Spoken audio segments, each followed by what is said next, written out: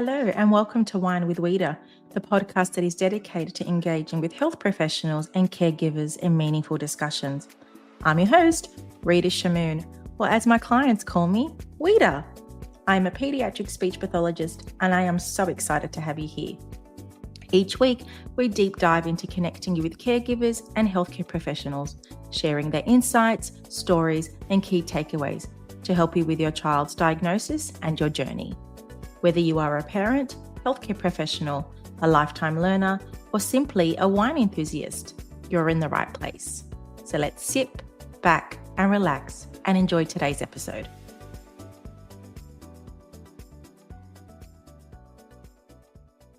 Hello, everyone. Happy New Year. I am so excited to have my first guest on the show for 2025. Everybody, please welcome the ever so elegant, glamorous, kind-hearted, wonderful author, speech pathologist, clinical educator, darling friend, remarkable human, and my soul sister, Nisrine, business owner of Talking Trump Speech Pathology Services. Welcome, Nisrine, to Wine with Wita. What can I say? I'm so grateful to be your first guest reader. And like I said, you asked me for a biography, but first and foremost, we're dinner bunnies and friends. And I'm so proud because I just remember that this was part of a new journey for you. And I'm so excited to have seen it grow. It's 10 months now. Yeah, about that. I think it started, about May, June, about that time. Yeah. And it's just evolved. And what's so beautiful about our friendship, it's that even before Wine with Wita and even before our speech pathology, we aligned back, I would say, right after university. Should I tell the listeners about our soulful story? Let's tell them about our Yeah, let's soulful tell them. story. Okay, so Nazreen and I never went to university together. We met at our first at my first workplace center right after university. We worked together on a Saturday and she would see some clients. And then sorry, Nazreen, this might be a bit disrespectful slightly, but I was like, who is this loud girl screaming with the kids in the room going, what, how loud is she? She's having so much fun. What's her vibe? And at the time, I'm like, oh my goodness, it's Nisrine. And her energy was just so infectious. And I thought, I want to have what she's having. And just by that, we just got to know each other. And then we went our own separate ways. And then back in 2018, I was going through a really hard time emotionally, spiritually, and physically. I was in a role that was making me incredibly unwell. The role did not align to where I wanted to be as a speech pathologist. And I was only in the role for about 2 months and I cried for a long time and I got really sick. I had a breast cancer scare. I got really scared of it. And I had to, at that moment, recognize listen to your body. What is your body telling you? And now it was for me to resign from a job after 2 months did not align to what I am as an employee, but I had to do it for my health. And I just wasn't sure where I will go. And the minute I submitted my resignation letter, the beautiful Nazreen contacted me literally via email. Says, I have a job for you that will align with my values and what I want to be as a speech pathologist. And I just saw that as God's work and God bringing back Nisrine into my life. And I am so grateful for Nisrine and for the role she offered me at ACU as a clinical educator. And that role in itself changed my perspective and just pathed the way to where IRS speech pathology is. So, yes, Nisrine, what a story. But your kind action was perfect timing for me. And it just took me out of somewhere that I was not needed anymore. And you guided me to another place. So thank you. And I'll never forget that conversation because it took us far. Mm.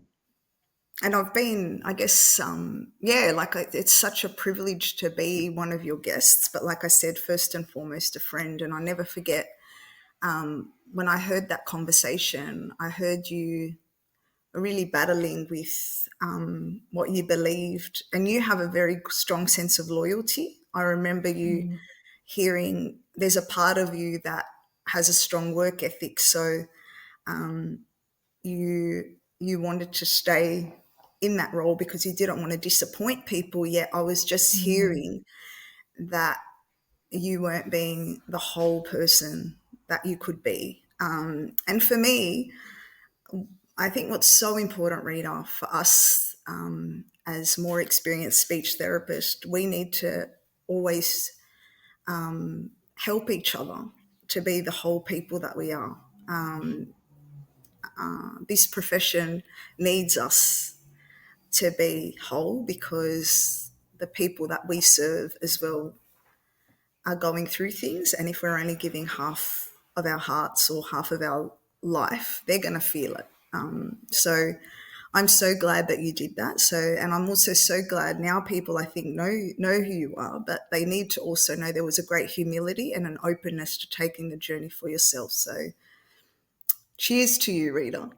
Cheers, cheers. If we had our wine glass, it would have been cheers to I've got this to wonderful my relationship. And tea. I guess that's what's so beautiful about people that come into your life. They teach you, they support you, and they just help you grow in ways that it's unexpected. And that's one wonderful thing I love about working with you or being so aligned with you, Nisreen, is that yes, we commenced at a professional role, but then it just took us on this, I think, even like a self development journey.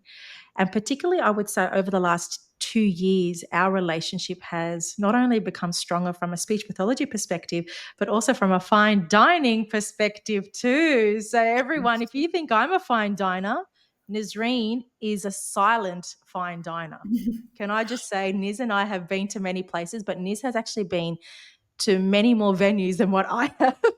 But only by association, Rita. You know, I always say I just go Yeah. by. I've got a lot of friends who are foodies, but like I say, I care about the outfit that I'm going to wear. Just Yeah. I'll eat anything as long as I've got good company and I've picked my outfit. I'm actually not precious about where I eat, and give me good conversations too, Rita. So That's so right. So I'm the one who books the venue because I just kind of know what's up and coming. And then as long as Niz has her outfit for the day, or she's sold. She actually saw an outfit that completely aligns with what she believes in with the bows and yellow and sunshine the other day. And I asked her to wear it on Wine with Wita.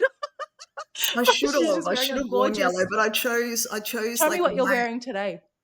I chose white for the new year, and I chose my heart because I've been on a journey. This last year, and I really, I feel that the next step in my life is to really talk to the heart of communication. I think that my career's taught me that I've been saying the same thing for a very long time, and that is that the heart of communication, or the heart of any loving relationship, is actually communication. And so when you say our relationship has been built, Rita, I really think that this profession has taught me how to love better and how to communicate better and how to relate better. And I think that that's what I've loved from the get go. I've started. I don't know if you've thought this far in your career, Rita, like whether this is just a job you had or this is really something that you're meant to do. Like, have you ever thought about that? No, definitely not. I guess in the beginning, in the private sector, I did feel like it was a job, probably too early in my career, probably 2 years out of university, because of the structure of a private practice, assessment, treatment, assessment, treatment. There was no flexibility with exploring other avenues such as professional development, group presentations, or parent training. And that, I guess, as working in private, that's one negative aspect of it. And it wasn't until I went into other service providers such as community health, non for profit organizations, I was able to see other ways speech pathology can be delivered. But it wasn't until I started my own private practice, and I guess having that sense of autonomy and control of how I want to put speech pathology on the platform with the reader touch allowed me to explore it in the way that's ethical and appropriate, but with my take on it. And one thing with what I feel my business structure is very similar to yours at Heart of Communication, where mine is connection creates communication. And I really respect that phrase because in any relationship, you need to connect, whether it's through via this StreamYard link, over a glass of wine, over a meal. Once you have that connection, you get that safe place of vulnerability, rapport building, safety, comfort, all those permissions or aspects of permission to be your true self. And that's what I love about working with you, Nisreen, and what you always teach me every day, to be your true self, because you actually invite people to be themselves too in the interaction. And I guess working with kids who are so innocent and so pure has taught me to be you, but also to tap into your inner child as well. Yeah, I totally resonate with that. And I think one thing that I've thought about, like now that we've had a break, hopefully everyone's had a nice break where you switch off and Mm. you get to really look at what brings you joy. I think what you're talking about that I've really pondered on is the joyful ways we express ourselves, and we're always talking about communication is more than words, but I know Mm. when I went on holidays how much nature speaks to me. Like, give me a big sky and an ocean, and I feel like my heart just like it's such a message of abundance. It's a message of hope. It's a message that there are things happening even without me doing anything. I also find something that really speaks to me while I've been away as well. When you talk about learning about yourself, is I love, like, if I was in a speech pathologist, another little side job is I'd love to write cards, like Hallmark cards. I find Mm. on our holiday, those little shops where you get to look at quotes and Yeah. cards. I love searching through and looking at cards. And for me, words are very like they're important, but so is poetry and storytelling. And clothing is my sense of expression too. So it's a creative Mm. outlet to tell stories, to share color, to put together ideas. Because I also have a very visual, I'm very strong in seeing and imagining things. But yeah, that's what, like, we learn. And I think one thing I'll never forget about the conversation that I had with you, Rita, I think you've missed a few important things in your journey. When we were Oh, in please tell private, me. when we were in private, I never forget that Saturday. You must have thought I had energy, and I hope I always have an abundance of energy. But I never forget, You always do. you opened the door and you said something, and I don't think you had children yet. And I No. think you actually had spoken to me about how challenging you found interactions with the parent that you were working with. You're like, Nisreen, they're not listening, they're not taking on board. And I remember over the door, I never forget helping you to think about learning about the family as a learner.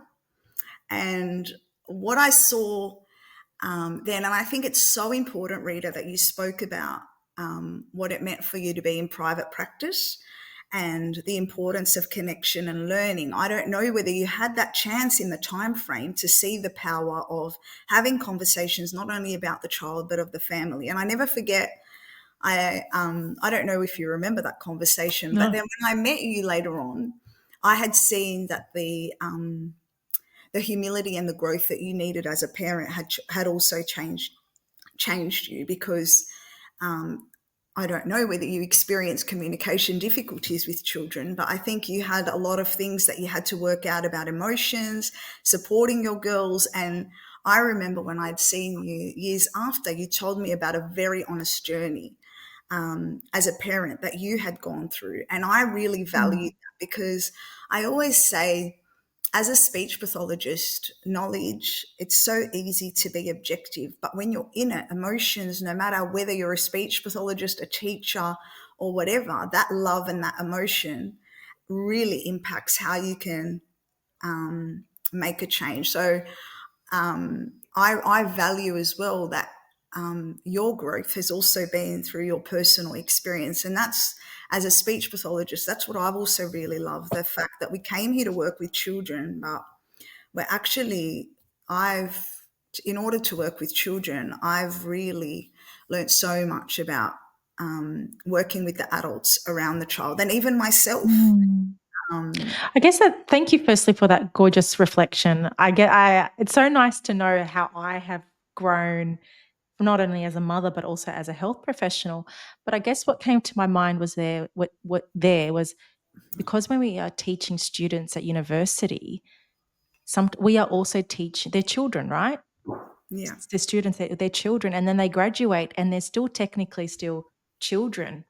And it's so important that if any new graduate or early grad is listening, that it's the essence of understanding children and understanding yourself plays such a big part with professional development, building relationship with parents, but also having that empathy and understanding with parents. And going back to your point with how I've grown, all that judgment or pre expectations that I would have on parents, for example, no dummy, no screen time, lots of interaction, that's somewhat evidence. But let's consider the hardship and reality these parents face.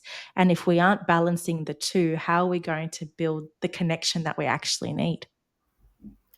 Yeah, and I always think for me, it was very, maybe because I started out in community, and I Mm. started out in a time or in a service where families were only given a short number of sessions. It dawned on me very, very quickly as a new graduate, just thinking about students graduating. I'll never forget that when I'd work with children, even though I knew they were having a great time with me and I was actually, able to support them, I learned very quickly that if I didn't help the families support their child, that wasn't going to be, that's not going to make the impact. I wasn't going to be able to keep their child forever. And very early on, I was able to seek the support that I needed to learn those skills and see adults as a learner, and see families understand, what's holding them back. How are they interpreting children? And so, yeah, it's such a powerful way to see how we transform and how we grow and how we need to look beyond just the fact that we're these experts who have knowledge, because that knowledge means Mm. nothing if it actually doesn't help change lives or change, make a difference. I love how you said that. We're not experts. We're just, if we're not creating the change that the client needs. And it comes back down to what are the parents' values? How can we support them, link back to their values and encourage them to make the change rather than putting these expectations on parents? I guess, Nasreen, we've got so much to talk about. Should we go into how we can support new graduates when they start a role and what advice we can give them, not only from a clinical educator perspective, but as even senior speech pathologists and business owners? Because I've noticed a trend, and I'm sure you can resonate with this. Many new graduates are leaving university and starting private practice because of the demand of services. Now, I understand as a health professional, I completely respect the need for the service.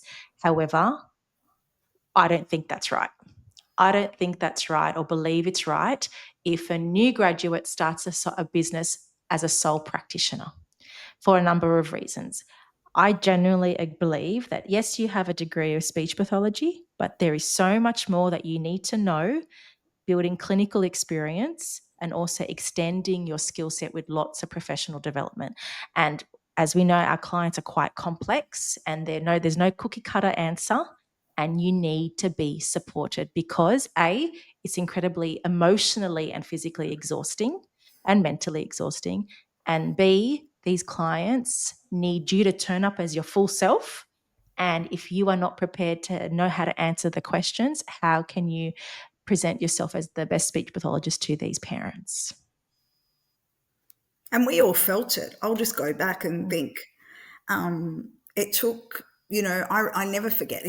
I remember those moments graduating from university, and Mm, I always remember thinking, I'm desperate for a job. Like you're actually, I felt like when you graduate, I hope that I get a job. I'll take any job. mm, Um, and I learnt very quickly, and I was very privileged to get the job that I wanted. But I always remember it took about 2 months where the reality set, and I looked around and I'm like, oh, there's no one watching me anymore. I'm not being assessed. Oh, look, there's no assignment. Like this is my child. mm, And at the time when I worked, I was not in private practice, so I didn't have direct money in mm. front of me that I was taking from a client. I think that would have added a big stress for me when I was a new Sure grad. did, yeah. That if I had Mm, to be charged for that session, have I done the right thing? Is like, am I doing what I'm doing? And really that reflection and that being able to be accountable, to be responsible, like that's a really, really big thing. And in my journey along the way, I learnt how important it was that one of my biggest passions was to actually always have students and always support new grads. But I saw the same thing. It took 2 months where I would have a new grad coming to me and crying, saying, Nisrine, my goodness, like I'm now responsible. Like there's no more just a short term, assessment client, or I'm not just on mm. placement. And so what um, I definitely agree with you, Rita, where I say that the challenges of growing when you have and growing in yourself, growing in your practice, learning about the multiple factors that come into play. Which are? Should we tell the students what they are?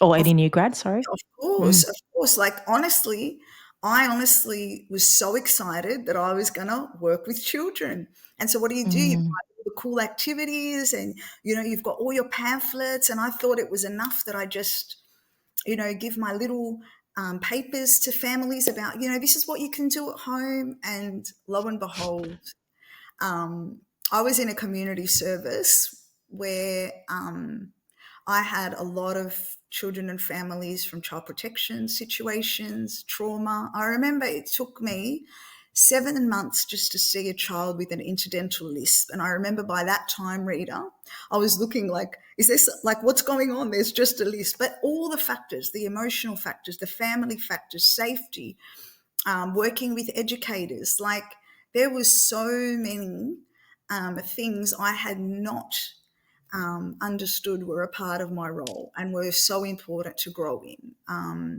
in order to serve the children that I worked with.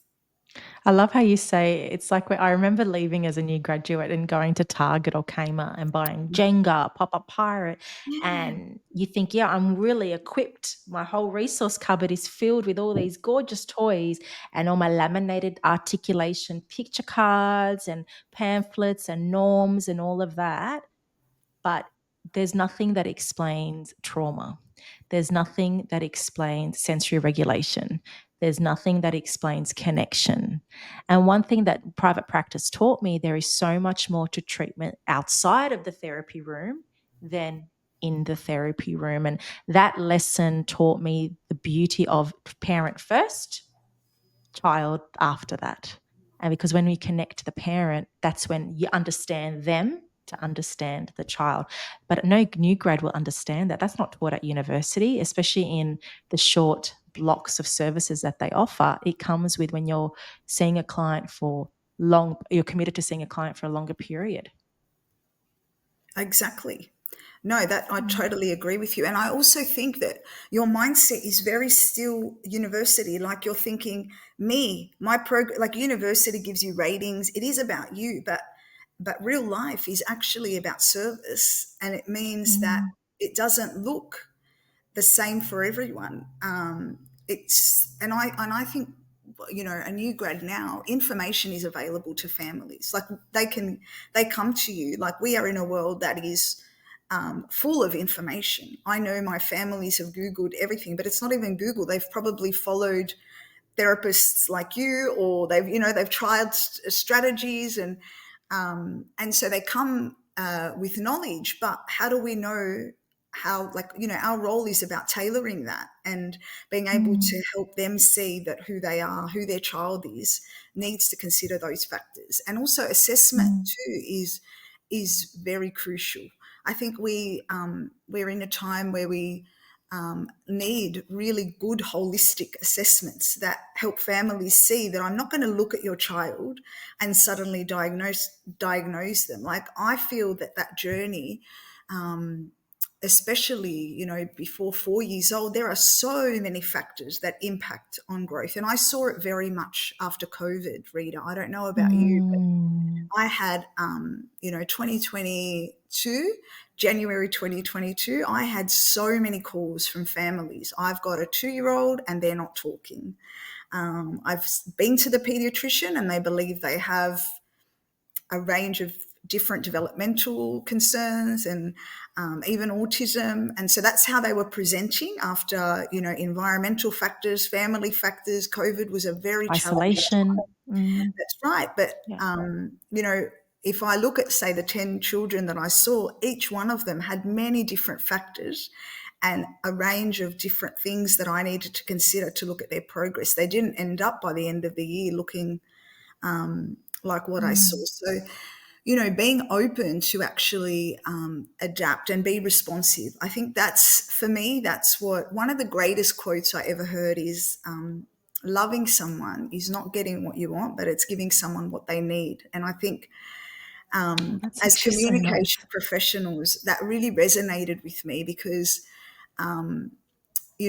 we have great power. Like, I think what I've learned with experience, as you have, and love, is that I will always search for what a child will need. And I always feel that the first kind of sessions that I have with families, they're giving me a huge privilege to see the same child through different eyes. And I want to make Mm. sure that when I'm sitting with a family, I enable them to see with new eyes the child that I see, and then they can take over. Like, that's my ultimate goal. But giving someone what they need means it takes a lot of observation. And when you're a new grad, you're thinking a lot about me, me, me. You need something too. And there's nothing wrong with that. That's what you're saying, Rita. It's recognizing Mm. that you have to have a good bunch of people that give you what you need too. So I, it's definitely not an easy journey. And I'm finding that in my time working as a lecturer at university, I got to keep in touch with students and see the journey after university. And I am seeing some very similar patterns that I want to be a part of changing. I think the word burnout is everywhere. I know Instagram, I'm not very cool, but when you The start following trend. one The trend. person, Yeah. then Yeah. your cookies start finding the same themes. But I really see a lot of that idea of burnout. And just like when I spoke to you, when I have a conversation with someone, Rita, that phone call, you don't know, when you were telling me that you were down about work and it wasn't the right place. Like, I could have said, yeah, you know what, Rita, everyone's like that. But Mm. for me, I've learned as well as I grow, it's really important that I support another professional who will support another family. Like, it's Mm. a flow on effect. So we can't, just accept this as the norm. There's a lot that we need to do, especially when we have experience and we know that things can go wrong, how we can support each other, because it's a very interconnected flow on effect. When a therapist is not happy or a therapist is burnt out, you only have yourself to give. So Mm. I think it's very important that we have a way of supporting that journey. I think what we're really recognizing here is tapping into yourself and understanding it's not only about you. The aspect of self-reflection, continual reflection is so important, not only for what you need to improve, but also where you have grown. And I really feel when you can identify where your limits were to where you can be shows you how much you have improved as a clinician, but also motivates you with how you can improve areas that you feel are a weakness. And I think that's one strategy that supported me as a clinician. And thirdly, continually talk to people. I think it's so underrated catching up with a friend and talking about your problems clinically with clients, but also in running a business. Like, I guess if you're having these discussions, like how you and I do, Nisreen, all the time, it allows us to think, oh, okay, Nisreen has heard my perspective. She's given me her perspective. And now I'll implement that into my current workplace and see how that goes. I guess you were also now discussing, Nazreen, how you now want to support more students. Is this something that branching out of your business, or is that more because of what you've noticed through university?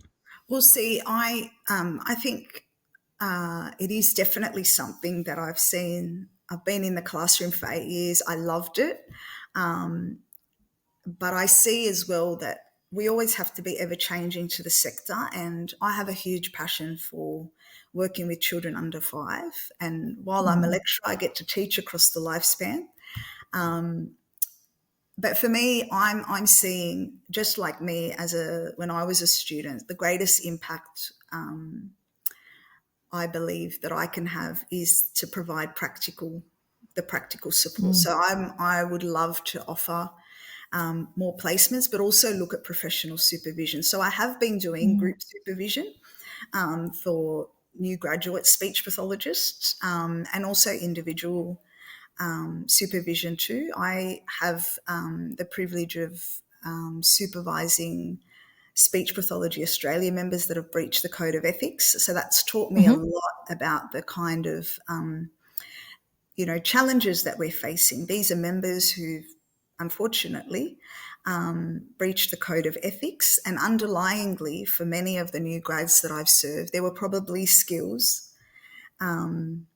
that were not going to plan, and they may not have had self-reflection or a place to go to ask for help, and then that leads into doing things that are unethical.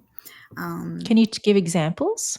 Because in my mind, I know what's unethical, but to a new grad, they might not know. Can you identify some examples? Yeah, so what do they call it? Let me give examples without giving too much. But yeah, No, a lot of it has been around, I think a lot of the kind of ethical dilemmas that I see are poor communication with mm, clients, breaches that include things against management due to poor culture. I'm seeing mhm. a lot of, so you can't hide when you're unhappy in a workplace and you don't know how to ask for help. I see that sometimes there are cultures in workplaces where people are scrumming together and accepting that that's actually, you know, we're just going to Appropriate. Mm. gang up against rather than actually speak up and be honest about what we need. We create cultures that, we backstab. Because I think the other big thing too that I've learned, some of the higher level communication things that we need to learn, Rita, is about being honest. We're very, like our profession can sometimes be really full of people who want to save face and please and not have those crucial and assertive conversations. And I think that actually, being an assertive communicator and being able to speak honestly about what's not working is a very mature and a very important communication skill that I I think guess just to put out there for new grads, honestly and respectfully. respectfully, Uh, that's right. yeah, And it yeah, comes because with there's reflection as well. yeah, It's not okay to say I need more supervision. mm, Just I need like a demand, but actually, are you setting goals? Are you bringing case mm, studies? is? Are you talking through? And one of the big things that I see, and that's kind of one of the greatest lies, Rita, that I've learned, is that knowledge is not what makes a good therapist. It's important. And we're in an age even more. I can go into Chat GTP now, Rita, and I can get you Mm. knowledge. So knowledge is not going to be our problem anymore. Our problem, our new problem is with love and with care and with responsiveness, how am I going to make that knowledge that I have impact another? And I think what I'm Mm. seeing is that the false belief that you need more knowledge. I see a lot of new graduates, and I think I was one. I go to this course, and therefore, once I go to this course, I'm going to be able to. But that's not, Mm. that's not how it works, And it's so like, let's not lie. It's so easy. It's so easy for me to go and find out what's the essence of this course. But until I'm Mm. ready to process, until I'm ready to really understand, are there factors that are interlinked that I'm not seeing that are impacting how I view this situation? That is, that's where that knowledge is not going to be enough. And, like I remember that was a classic, you go to courses. I'm going to keep going to courses, and I'm hoping they're going to give me a checklist, and they're going to give me a program. Mm. And I wish, no, actually, I never wish that people were that robotic. I never wish. I Not love natural. That's being, not how that that's what's kept that's me not here even. so long. Like, I love this profession because of Yeah. the uniqueness, the specialty of every person. And Yeah. I love the fact that you will see in my resource drive how many different ways I've communicated the same thing to different people, Mm. how people invite me to find new ways to serve and communicate to them. So, yeah, so I think that's really, we've really got to get, like you said, it's about that inner work. What's stopping me? What attitudes do I have? Am I open to continuing conversations? Because honestly, Rita, like, how did it happen? It's conversations. Mm. Mm. I guess the other aspect is understanding why you want to be a speech pathologist. Mm. I'm noticing a trend, especially when I was an educator. Oh, it pays well. It gives good money. Let's be open here, honest, Nisreen. It's not good money, especially if you aren't a good therapist. You need to understand the role first and understand your why to be a speech pathologist, then the other aspects that come with the job. And I guess that's where some new grads fall in the trap of why they want to be a speech pathologist because it pays well, but it's not about the pay. If you're in it for the pay, get out. You're not going to last long in the industry because you will experience the burnout. You will experience the fatigue, the confusion, the lack of the unethical practice sometimes as well, and breaching code of ethics. So understanding your why and going back to your role in this profession, then everything else will come that's linked to it. No, I totally agree. And Mm. you'll always see, if you're ever in a lunchroom or you ever have a chat with me, I remember somebody once said it. It was like, Nisreen, it's always about relationships and interaction. I'm like, oh, I'm so glad that's what you see. But I always think that we've got a lot of things. So what I hear is I hear the word busy. So don't, like, we're busy with time. We've got to make money. We've got to, all those things. But for me, my mindset is people first, and the Mm. tasks, the money, everything has to serve the people. And it can be that way. It can be that way, but that takes planning and it takes flipping, that I put the relationships and the people that I serve. I always think, Rita, I don't know about you, but growing up, if a visitor came into my house or my mum went to a health professional for us, like, it was a very sacred and special thing that happened. Like, and you Like the take your children hospitality. to a Yeah, yeah. hospitality, but it's also very sacred. Like, I never ever want to lose the preciousness and the sacredness of the people that are in my life. So just to see Mm. them as money or as a task, on my list and be overwhelmed with that. I know it's hard, but I want to start with who am I? What is my goal for the relationship? And then how does my Mm, money, my time, my tasks, how does that match with that person? Because mm, people and families see it and you can't run from it. You know, emotions stay around after we've left the room. Okay. mhm, You, mm, the people that you love, you don't need to even speak to feel that there's something wrong. You mm, can, and somebody. I've had moments, the more aware I've become of communication, where you've actually heard them say good words, but when they leave, there's something not right. And so that mm, stuff, it really affects how it is. So exactly, get your why right.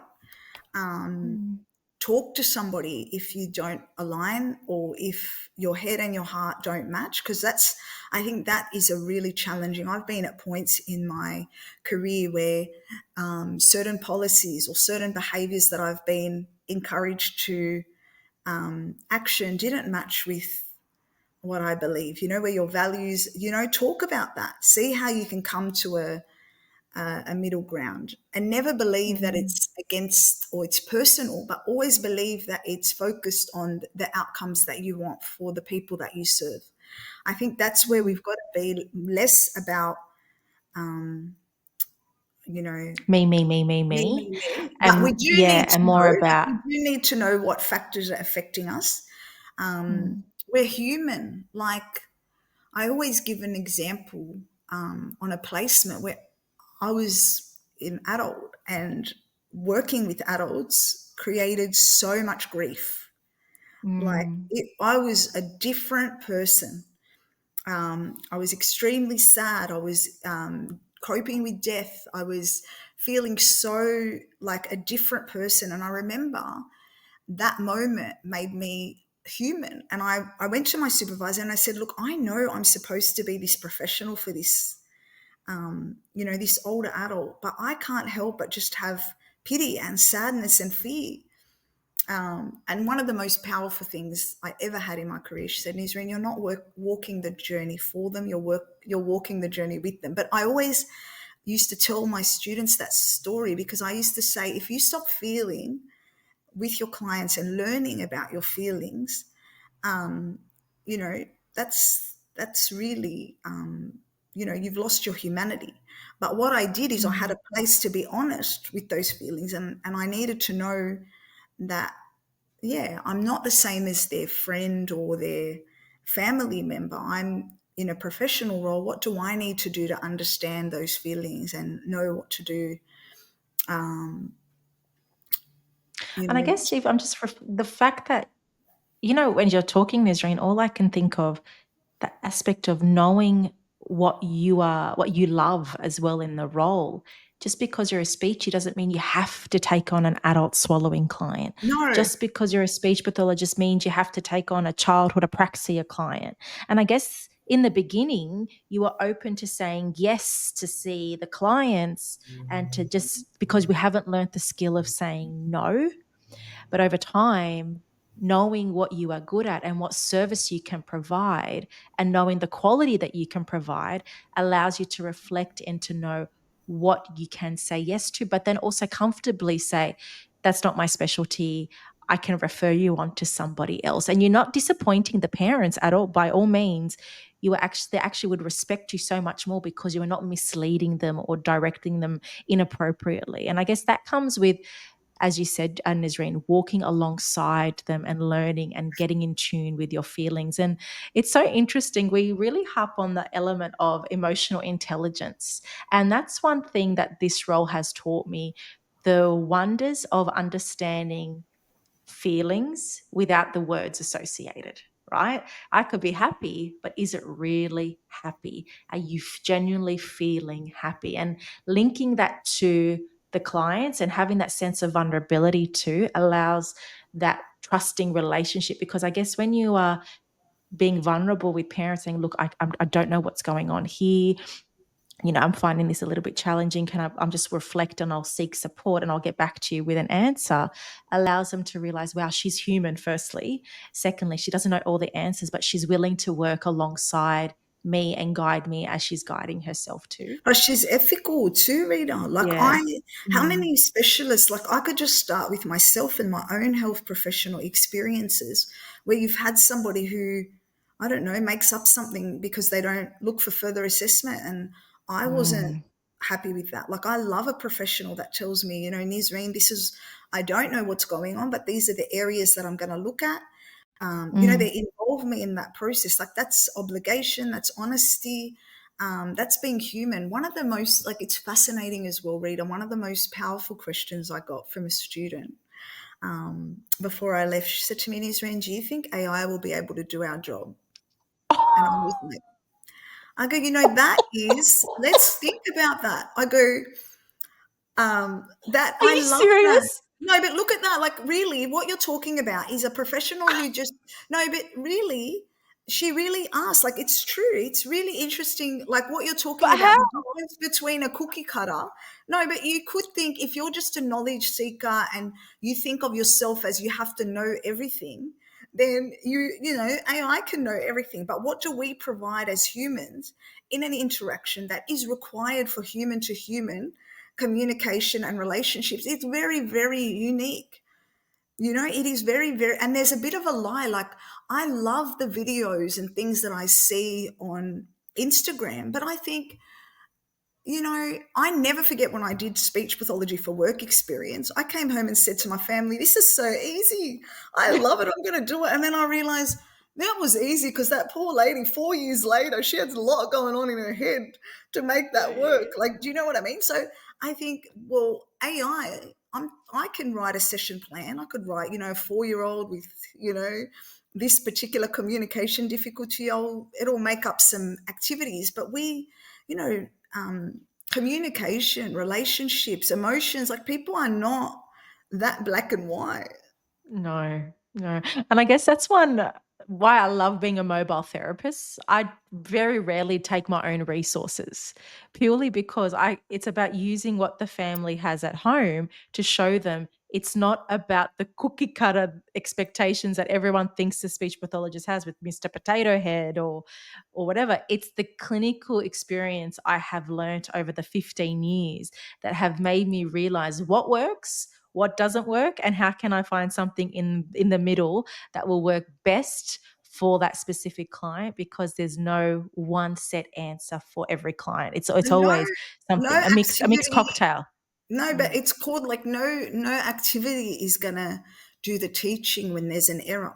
Like, mm, you look at a child who can't, is having difficulty saying a particular sound. They must love the game. But what but happens it's more than when the game. Yeah. it's the game doesn't help them produce the sound? Well, we know that the average adult will be like, say this. Well, that's not the strategy that works. What do we have No. that helps that feedback? The step ups, the contingencies. But there's so much more.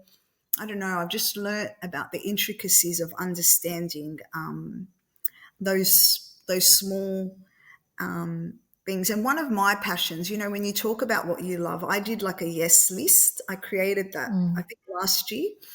It was really important to say, what am I going to say yes to? So that when mm. I say no, like, it's clear. And I remember saying that what I love is, I love to be that first person a parent sees after, like, when their child is diagnosed. And Yeah. I love to see children who are not yet using words.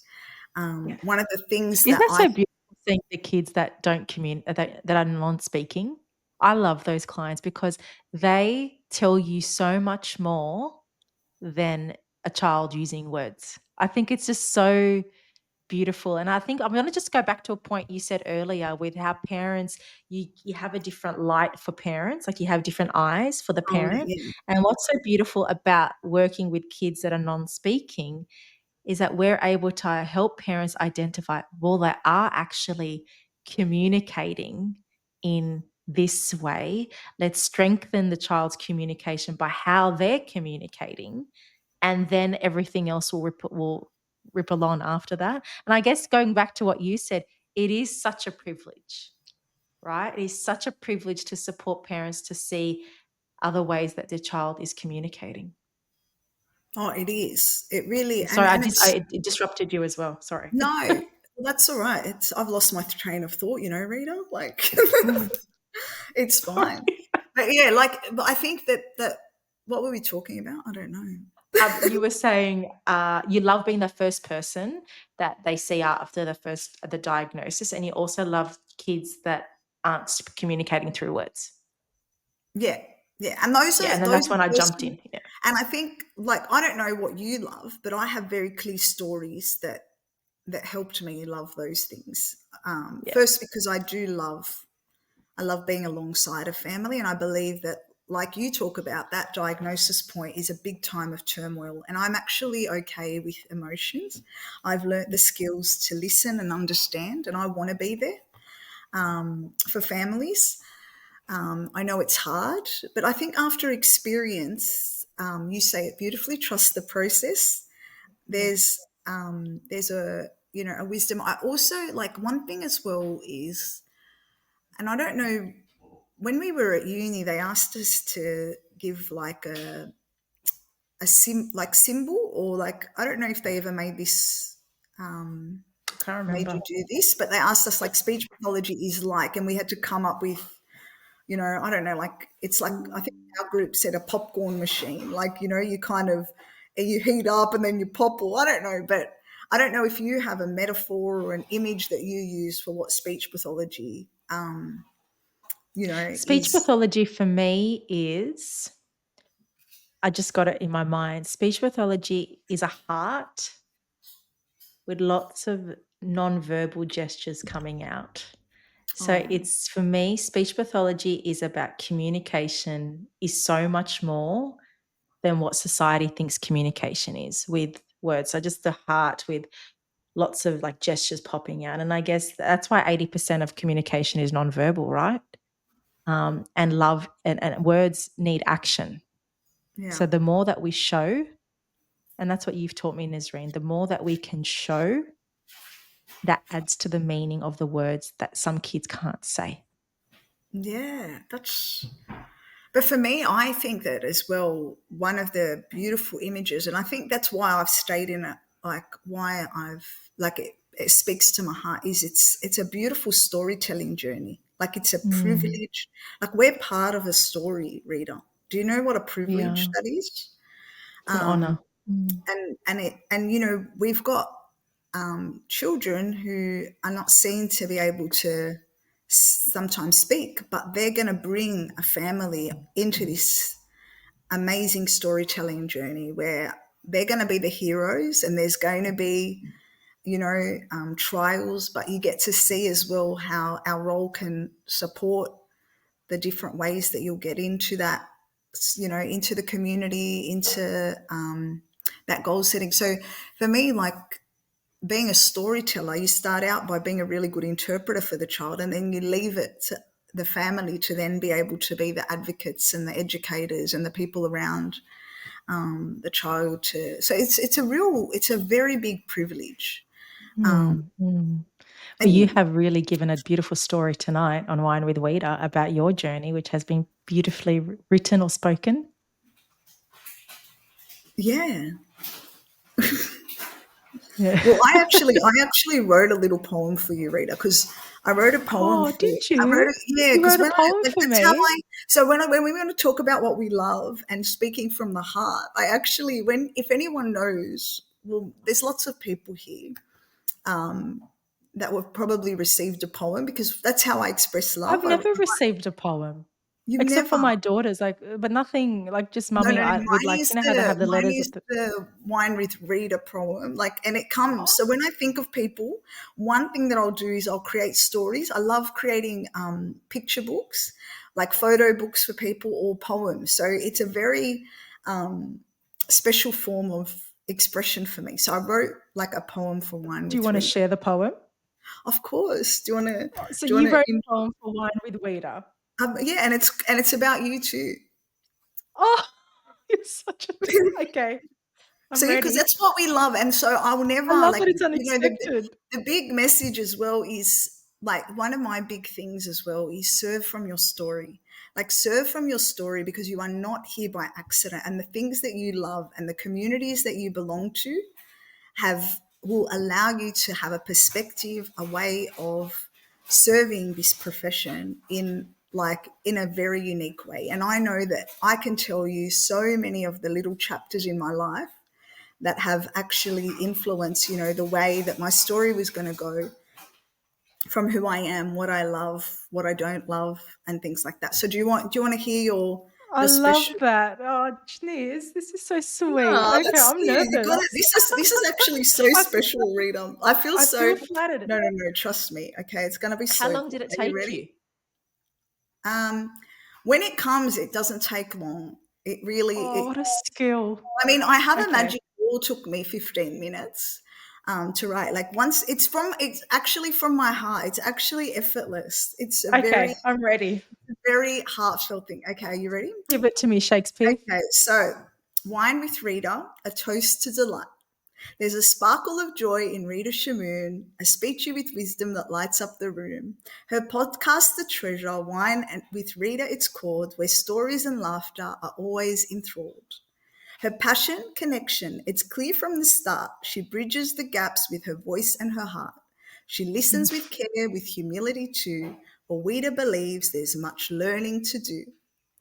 So raise up your glass to this speechy so fine, to Rita whose podcast feels just like a good wine, a vintage of wisdom, connection and heart, a toast to her journey, a work of true art. Oh, Do you love it? my my my cheeks hurt from smiling Oh, you so see? much. You Oh, see?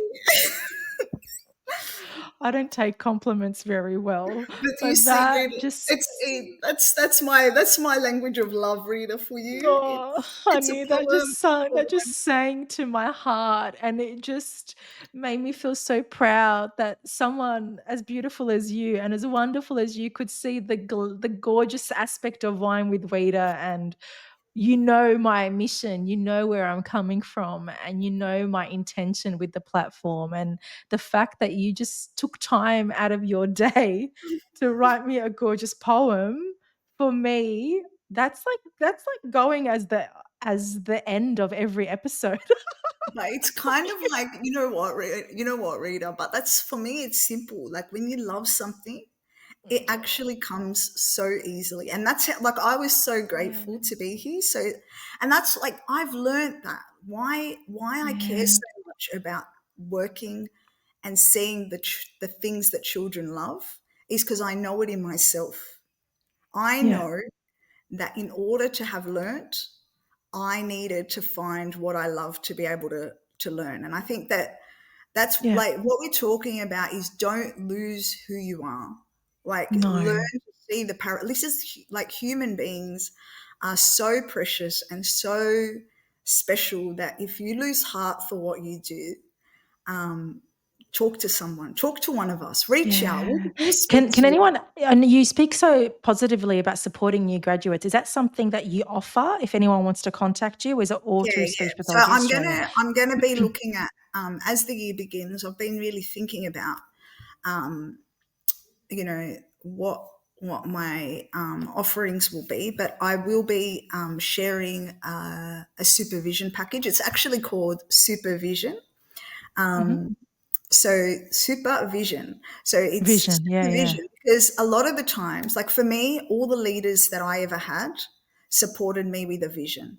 And vision, what I offer is vision, relationships, and caring for who you are in those relationships. And then we look at tasks, time, money, and all of those things. I think we need to really flip it because all I hear is busy, busy, busy, I billable can't, I can't, I hours, can't. Mm, billable hours, money, money. And it's like, we can make this work, but we need to look at who the people are and the relationships and what we're doing. And yeah, I think one of my favorite quotes that I saw that was so, I needed it was, we don't need more time, we need more focus. Like this supervision, what I've learned is it's what we're focusing on and what new grads are focusing on in their journey, and there are kind of phases. So I see the new grad, fresh in the Mm, first couple of months. Then there's a big journey of burnout within, give it a year or mm, so. And then there's the new grad that then seeks clarity and then starts their own private practice. And so how those phases can be supported. So that's something mm, I'm looking mm. at. And I love that, Nisreen. And some poetry back to you. You are just a gift that keeps on giving.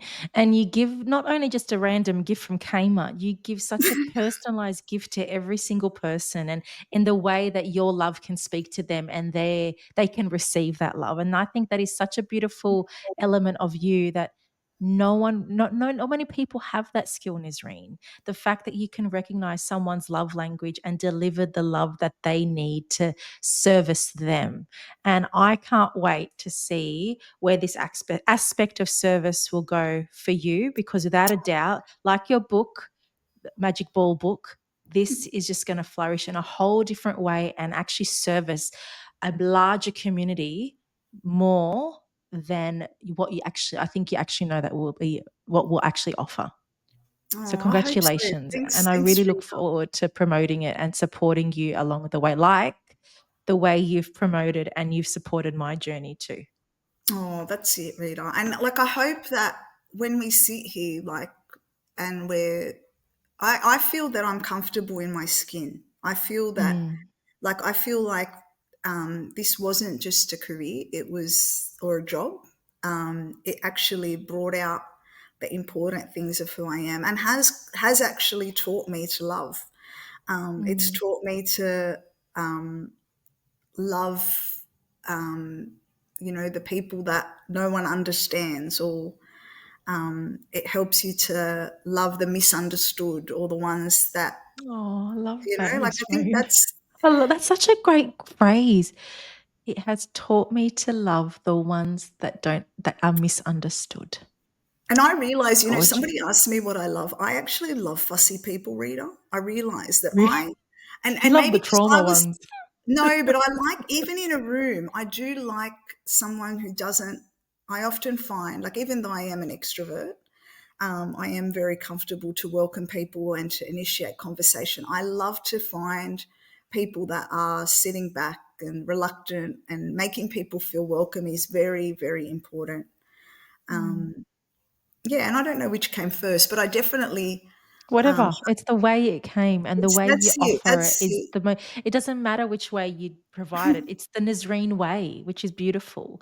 So Oh, Nazreen, before we wrap up for today, I have a sex segment at the end of every episode, which is, and I do this with you on my morning walks. I send you the video, remember? Now, I didn't ask you today, but Nazreen, to be a better version of yourself tomorrow, what word will you apply today? I'm going to say presence. Beautiful. You were so present today. I loved it. Thanks, Rita. And but also, let me just play on that word there. You are a present. Oh, See, you're that's my so, poetry. that's your poetry, Rita. That's my poetry. No, but honestly, like, that poem is for you, and I'll send it to you, and you can write it up, and then that can Oh, you're be, such a darling. I we could love do a that. rap for it. Nisreen, can I just say it has been an absolute pleasure interviewing you. All we were just missing was a beautiful dinner. Should we tell the guests our little funny story of our fine dining experience, or should we leave that Don't for tell another? them, because it's like, it was like, it's an example of what happens when you don't talk. Like, this is an Okay. example when you don't So bother. I will provide You, the pitch you tell and them. then you can add to that. So I'm not going to name the venue, but it's a very elite venue in Sydney that Yeah. many people have been to. So Nazreen and I one Sunday afternoon got dolled up thinking, sorry, Niz, we thought we were like hot women. Well, we thought we're going to a special occasion, I thought I was honestly strutting down the streets of New York City in my Sex and the City vibes. I thought I was the it shit walking down to this restaurant because it's a very classical restaurant. We were We were welcomed with open arms, with gorgeous drinks. We just thought, this is the place. Everyone kept telling me, and same with your brother, order the lobster. Your brother said, get the lobster. My best friend Vula said, get the lobster. Another friend said, get the lobster. So I was naturally influenced with, get the lobster. Lobster. So that's the first aspect. The second aspect is we ordered more with our eyes. And I, hand on heart, thought when the menu came, I thought I was just this elite woman thinking, yeah, I'll just order the lobster, sir. I didn't even look, but I I did. generally I saw thought, numbers. Okay, we saw numbers I next to the honestly thought, lobster. I genuinely thought the number next to the lobster was how much it weighed, And I don't know what I thought. kilograms. I don't know what I thought, but it was a big number if it was the My price. cockiness, my ego took over. I'm like, just leave it with me. I'm the foodie. So I generally thought that 3-digit figure was the And we got the three-digit steak, figure. Rita. Tell them as well we got the steak. Wait. The 3-digit figure on the lobster was how much it weighed. Because it didn't even have a dollar sign. That's the thing. So it didn't have the dollar sign. And then we ordered the steak. And then probably just towards the end of our meal, Nazreen just looks at me. In Arabic, she said, um, do you know how much that lobster was? After we ate, I said, no, it didn't have the price. It just had the weight. I promise when we received the bill, No, our we said mouth no dropped. dessert. We said We no said no dessert. dessert. We started to We budget. said We no had to steak. dessert. We started to budget. But when we got the price of the bill, I think my heart dropped and I started to then overcompensate or justify the dinner. I said, okay, well, that's Nazreen's Christmas dinner, birthday dinner, Valentine's dinner, Christmas. So I was like, okay, that's Nazreen, taking out Nazreen for 4 dinners and I feel comfortable. She'll never Oh, see me and then again.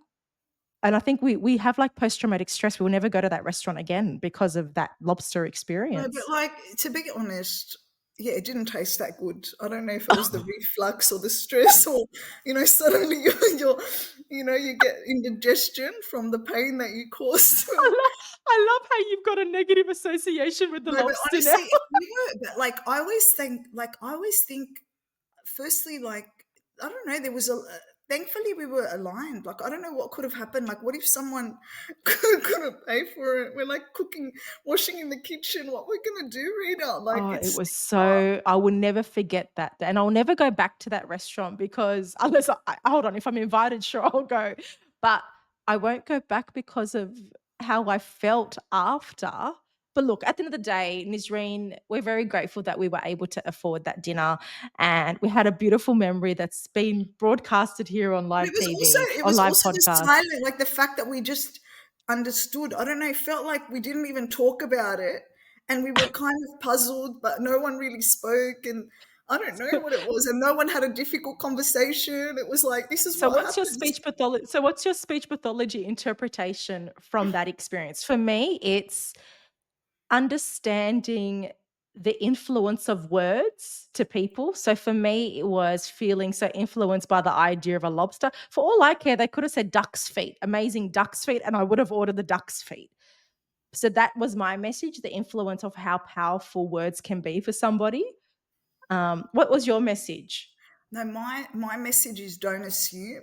Like, and then like sometimes talk about it, like actually have the conversations, Rita, especially when you trust I'm just someone. seeking Like, clarification. 'cause Excuse me, I is that the kind of weight or the cost? you are very good at, like, dealing with it, so I trusted that Rita dealt with it, but I didn't know your currency. Like, this is a little bit about we kind of know each other, but I'm like, we don't know how much we think is a lot of money, so we really assumed a lot, and we never She's a new business owner. She owns a podcast. She can afford the big bucks. I don't know, but I felt like you She had can my back, afford and then that. I'm like How then much she was it? does Look, the bill, but it was very expensive bill, Nisreen. We don't have to look, say you the know figure, but look, what can we do? That it lobster's brought us here. so much laughter and I hope it made someone laugh today. as they're listening to this podcast. And Nisrine, may your life be filled with very expensive lobsters and No, it's not. presents. Good company and good outfits. That's what I care about. You just get the good food, Rita. That's what I'm about. Oh, Nisrine, you are a darling and I love you dearly. And thank you so much for being my first guest for 2025. Happy New I Year, look forward everyone. to celebrating your journey of this new growth. And please, if you would love to follow Nisrine, what's your Instagram handle or your website so people can Just follow? Nisrine El-Choueifati. And I will tag that in the Yeah, yeah. posts, and people can follow you from there. But Stay thank you, tuned. Thank everybody, you so much. for coming on Wine with Wita for the year, and I will talk to you soon. Have a great one.